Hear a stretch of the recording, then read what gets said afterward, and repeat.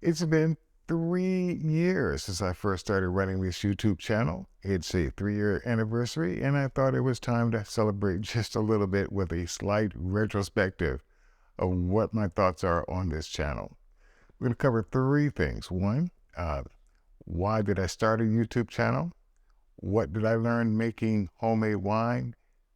What have I learned writing YouTube videos? And fourth, special thanks to my supporting members and some final thoughts as to where I'm going to be going with this channel going forward. So let's get started. Okay, starting out, why did I decide to start a YouTube channel? Well, at the time, I was retired. I had retired 6 months prior. I actually started settling into my retirement routine, which consisted mostly of watching TV, lounging around the house, being a homebody. That was perfectly fine with me. And to keep my mind sharp, I went back to doing some Java programming for developing Android apps. Started my IT career many moons ago as a programmer. So this was like no big deal. I had been writing programs for a while, but I figured that was a good way to keep my mind sharp. Well, it was at a dinner conversation I'd had with some friends. Her son was considering things to do, and then the topic of starting a YouTube channel came around. And we talked about it for a minute and decided that it was just basically too much of a hassle to get involved with. So the conversation moved on. Several months later, I decided that writing these Android programs and putting them on the Android marketplace was not a properly good use of my time. At least not if you're trying to use it as a money-making opportunity. So I started looking around for something a little bit different.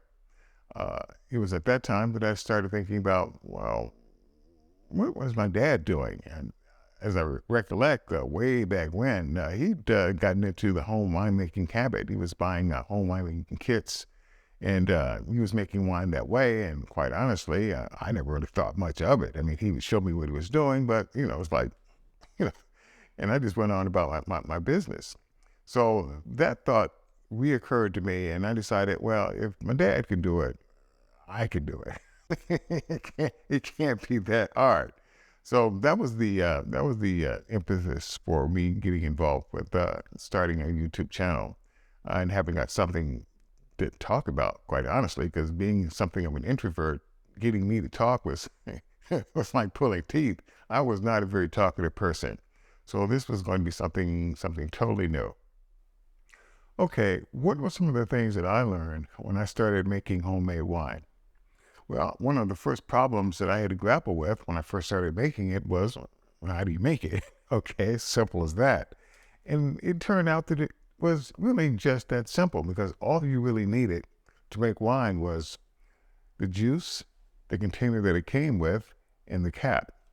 You can do a lot with that. Add some yeast, add some sugar, and you're on your way to making wine. But then that begs the question, well, what kind of yeast? I keep hearing you have to have wine yeast, and you have to have this kind of wine yeast for this kind of wine, this kind of wine yeast for that kind of wine. Well, it turns out that if all you've got is bread yeast, that's all you really need to get started.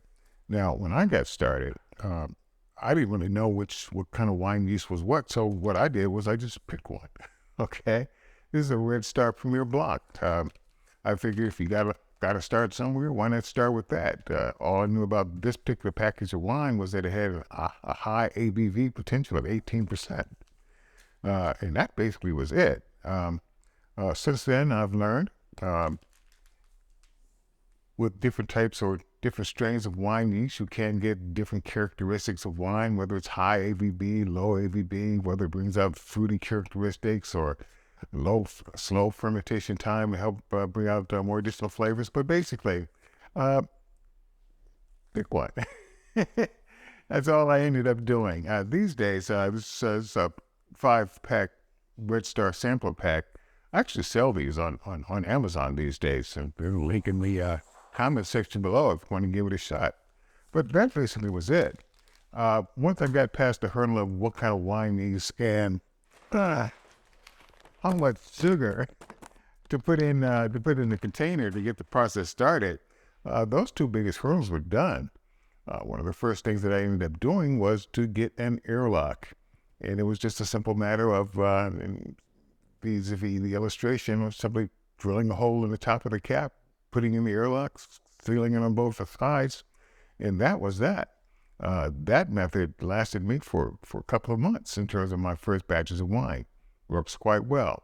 Since then, I've kind of graduated to bigger and better things, but for the most part, that's all there was to it.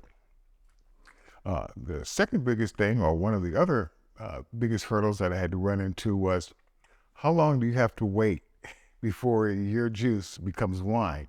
It's actually a couple of weeks if you really got to have wine, something with alcohol in it that badly. But no, it turns out that the hardest thing really to learn was that you have to wait for it. And when I was first drinking my wines, after 3-4 weeks of fermentation, you begin noticing relatively quickly that there's like a thick layer of yeast deposit sludge on the bottom of your wine glass. And after a while, that kind of got tiresome real quick. And I found out that the longer you wait, the better your wine and the clearer your wine will become. I mean, there's this whole malolactic fermentation process that goes on. I'm not going to go into details on that, subject of a later video maybe, but basically, the longer you wait, the better your wine's going to taste, and clearer it will become. It's as simple as that. Another thing that I found out when I was doing my winemaking was I found out about meads. I didn't know what a mead was. Basically, it's just making wine with honey instead of sugar. But after I did my first one, it turns out that I actually like meads better than I like wines. So I've got almost 24 mead videos on this channel since I first started learning how to make it. I mean, I still have my favorite wines, but when I can afford the honey, I'll go ahead and make a mead, or I'll start out making a wine first, and then if that turns out okay, then I'll splurge and spend the money on honey and try to turn that into a mead. And the whole process has worked out quite well.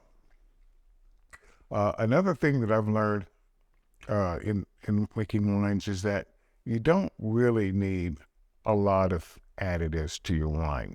You can if you want. If you want a more nuanced wine, you want in many cases, a better tasting wine. But when you're first starting out, I found out that you don't need sulfites in the form of Camden tablets or stabilizers on the back end. You don't need clearing agents. You don't need acid blend. You don't need tannin.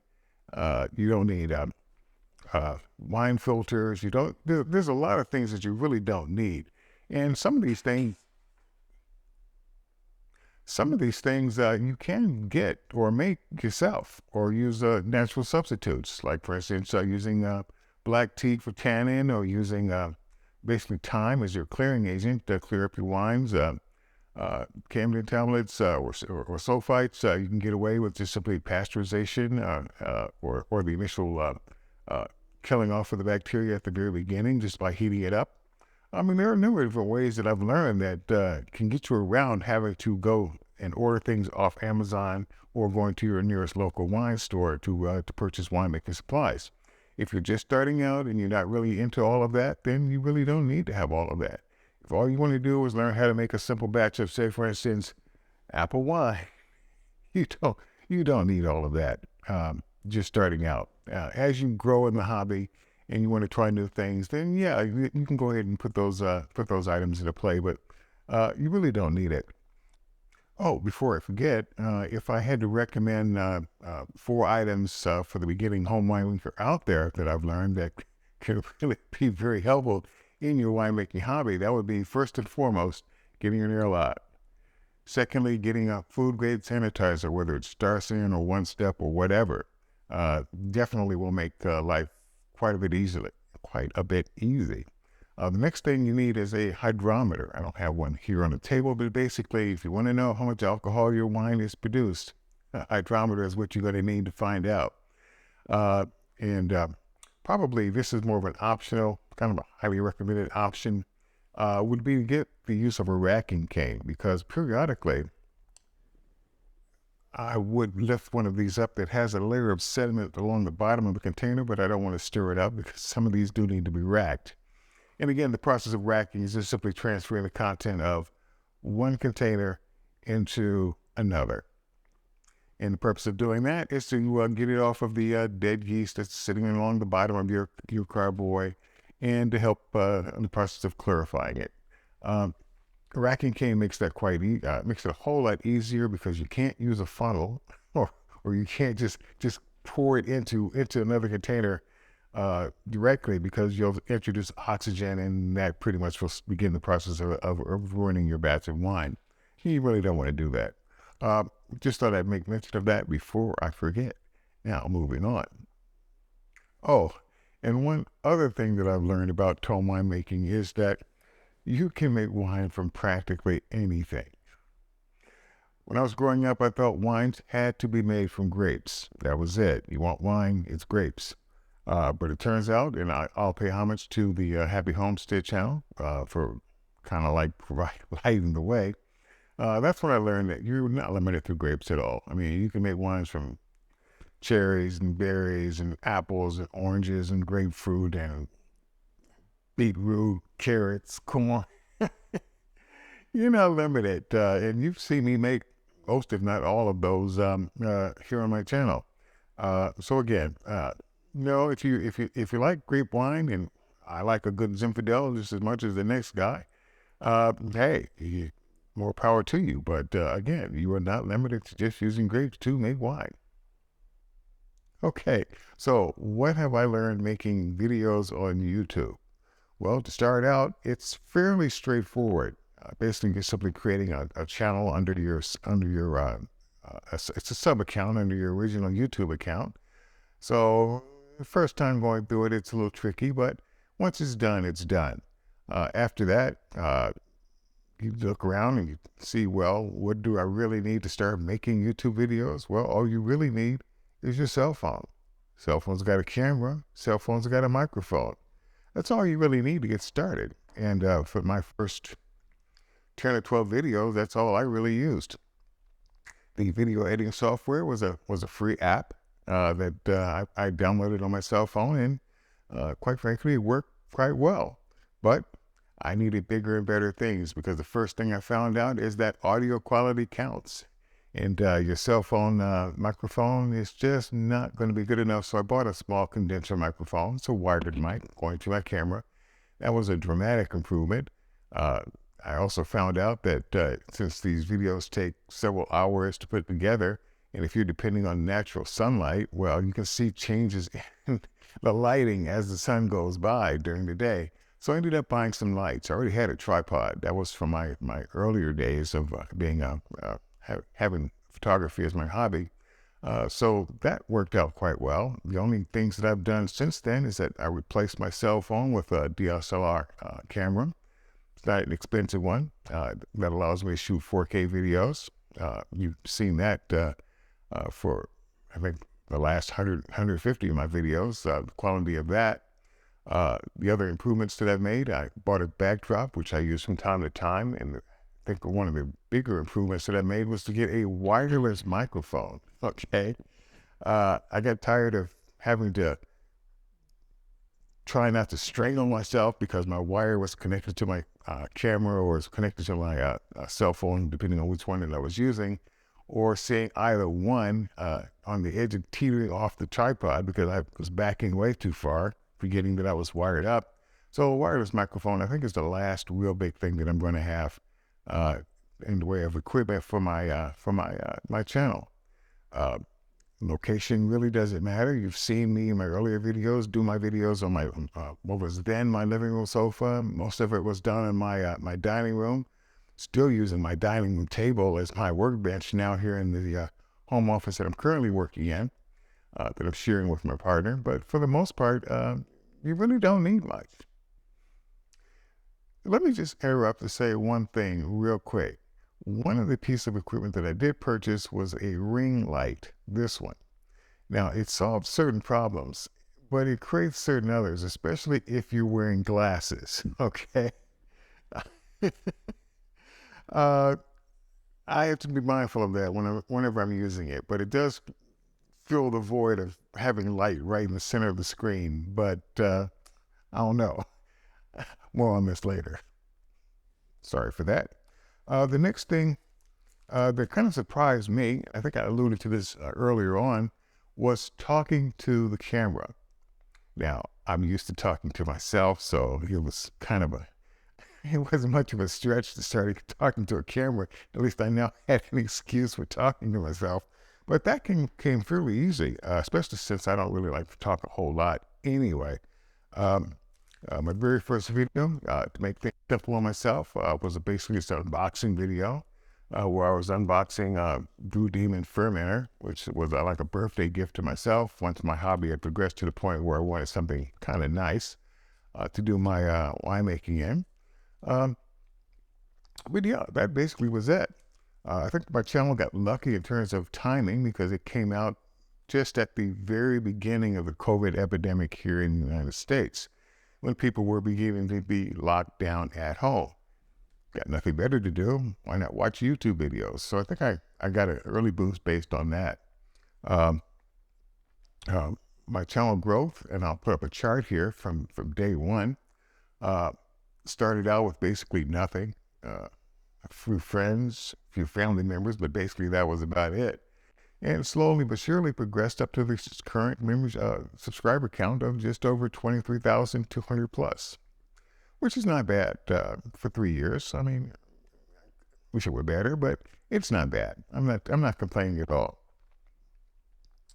One of the major aspects of my channel is that I generally will try and keep things simple. I sometimes use the word simplistic because I found out very early on the original premise was going to be showing me make a progression from very, very basic novice winemaker, home winemaker, to more and more advanced steps, more and more advanced levels. But the minute I started using Camden tablets and sulfites in my my videos, I started getting comments from some of my viewers indicating that my channel had gotten too complicated. And that's when the light bulb clicked, and I realized I don't really need to do that. Why not just keep things simple? Grocery store ingredients for the most part. Again, you will see me using wine yeast more often than not. But again, I also tend to point out that bread yeast does work. Everything you need to make wine, you can find at the grocery store. And I try to kick my channel at that level. It's not a progression. It's basically just, I want to get you started in the hobby. And once you've gotten more comfortable in making wines, then you can move up to other folks' channels where they're doing things at a more advanced level. And that's what my channel is all about. Now, in terms of coming up with ideas for my channel, well, the basic structure of the channel, I will attribute that to City Steady. The basic ideas coming from the early on in terms of making wine, I will attribute a lot of that to the Happy Homestead channel. It was the Happy Homestead channel that convinced me that you can make wine out of practically anything. Okay, and it does hurt to be adventurous in your winemaking choices of ingredients.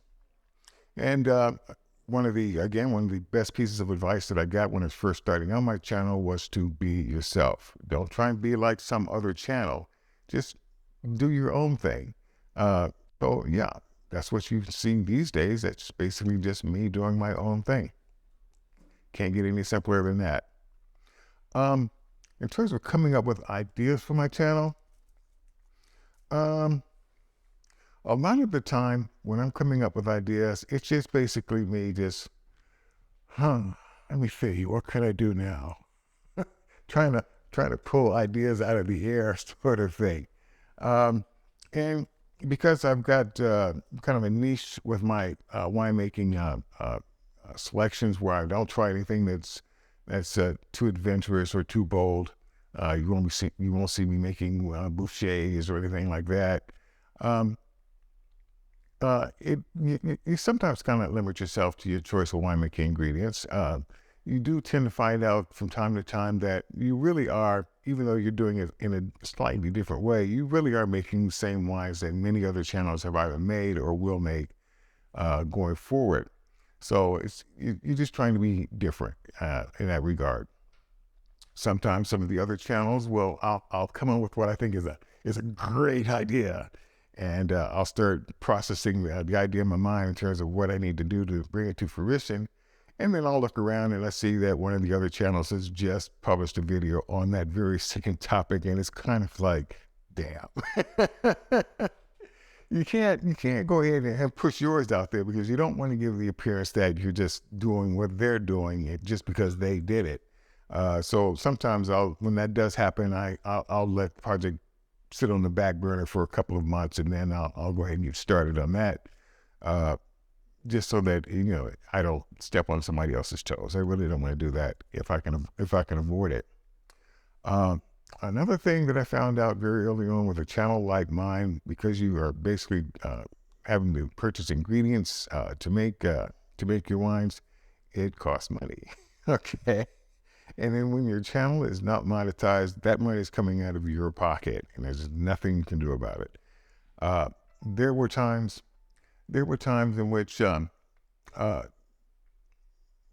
some of the months in which I was making my videos, it really came down to a question of, do I purchase ingredients for the channel, or do I have a hearty meal for dinner? And I can assure you, there have been a lot of ramen noodle nights in which that was my dinner. I try to kid myself thinking, well, I'm back in college, so having ramen noodles for dinner is okay. But no, it wasn't okay. And I actually saved my last package of ramen noodles just as a reminder of just how bad things were. After my channel got monetized, it started paying for itself, more or less. That's when things improved. I'm just saying, if you're looking at starting a YouTube channel to make money, which goes into my next topic, it costs.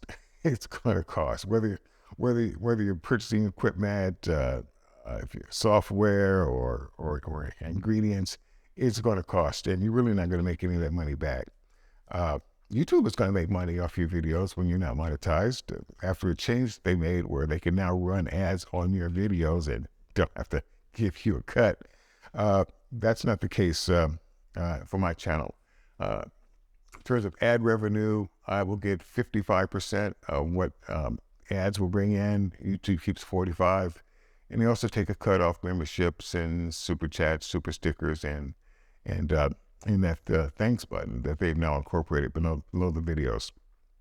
So yeah, YouTube takes this cut, but it is possible to make some money off YouTube.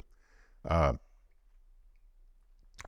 think I'll put up a chart showing what my revenue was over the past year.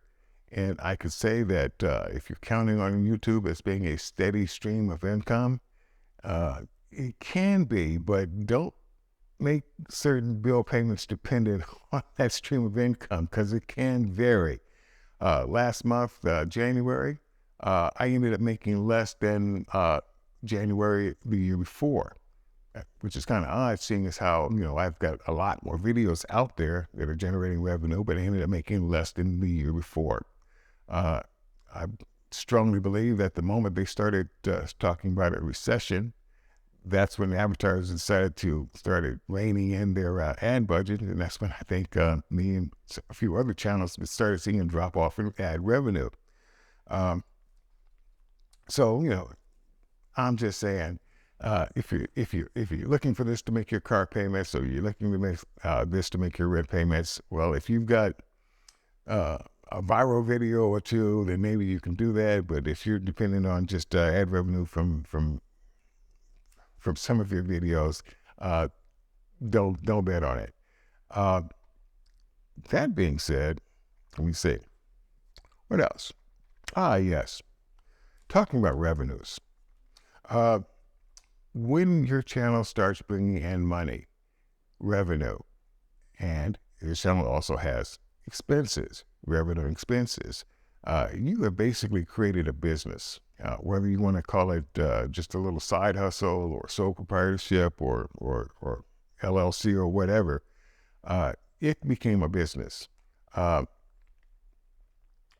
it's one that it's all on you to generate your revenue. Yeah, you can stop making videos and live off your royalties, such as they are, anytime you want. But there's really not that much. It is still a business, so you have to treat it as such. I'm just saying that's pretty much how I approach my channel. Once it became monetized, it actually just became a business. Okay, I think I've babbled on long enough. It's been, 25 minutes or so. I want to wrap this up by, first of all, giving a very special thanks to both my members and Patreons. Quite honestly, were it not for you guys giving me your support, I probably would have packed this up some time ago and went off and did something else. Last month, January, I made an offer to all of the existing members that all they can do is send me an address, and I would send them a free 5-pack sampler pack of Red Star yeast. Actually, I'm going to extend that for the next 10 new members that this channel gets. I will also extend the very same offer of sending you a free package of 5 packs of wine yeast. Simple as that. Aren't you glad you stuck around to the very end of this video? Again, that'll be for the next 10 members, and I'll have a posting on my community page when I've reached that limit. But for the most part, right now, there are 10 5-packs of wine yeast available. All you have to do is become a member or a Patreon. Your help is greatly supported. Now, insofar as the future of this channel, well, actually, I've pretty much met all of the goals that I had set out for this channel very early on. 1, starting the channel. 2, becoming monetized. 3, hitting 10,000 subscribers. All those goals have pretty much been met. I'm still finding it interesting to come up with new ideas for this channel, but there's going to come a limit. As I see things, probably another year, and I'll probably start giving some thoughts to wrapping this up. Members will know first because, 1, I'll tell them, and B, I'll stop accepting their membership donations. After which, it's just a question of bottling whatever I've got that's sitting in carboys and then just making wine for myself. But I've got a year to decide if I can make it that long. Funny, once you've gone past 65 and years of age, you stop making long-term plans.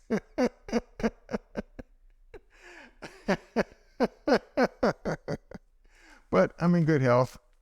Survived COVID and all of that. Got all my shots, so I'm feeling good about all that.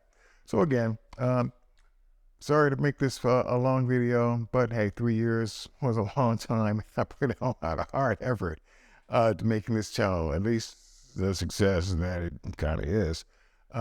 Making videos that you all like to watch and appreciate. So, until the very next video, please click on that subscribe and notify button, become a member, become a Patreon, and don't forget there is a thanks button at the bottom of every video. Hey, we as video